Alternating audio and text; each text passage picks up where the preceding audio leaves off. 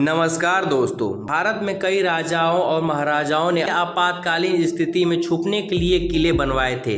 यह किले आज भी देश की शान बने हुए हैं। इन्हीं में से एक है गोलकोंडा किला, जो हैदराबाद में प्रमुख पर्यटक स्थलों में एक है।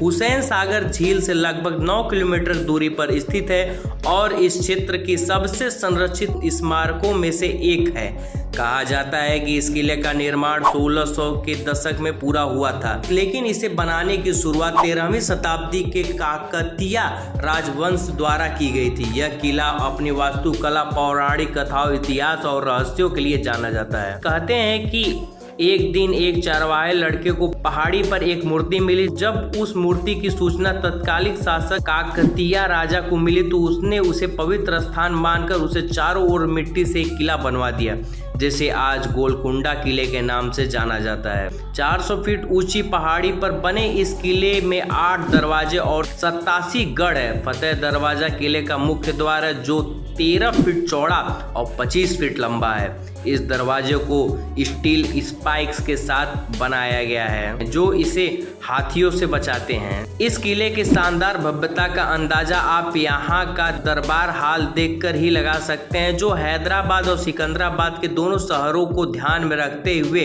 पहाड़ी की चोटी पर बनाया गया है। यहाँ पहुँचने के लिए 1000 सीढ़ियाँ चढ़नी पड़ती हैं। इस किले का सबसे बड़ा रहस्य यह है कि इस तरह बनाया गया है कि जब कोई किले की तल पर ताली बजाता है तो उसकी आवाज बाला हिसार गेट से गूंजते हुए पूरे किले में सुनाई देती है। इस जगह में तालियां मंडप या आधुनिक ध्वनि का अलार्म भी कहा जाता है। ऐसा माना जाता है कि किले में एक रहस्यमय सुरंग भी है, जो किले के सबसे निचले भाग से होकर किले के बाहर निकलती है। कहा जाता है इस सुरंग की आपातकालीन स्थिति में शाही परिवार को लोगों को सुरक्षित पहुंचाने के लिए बनाई गई थी, लेकिन अब तक इस सुरंग का कुछ भी पता नहीं चल पाया है।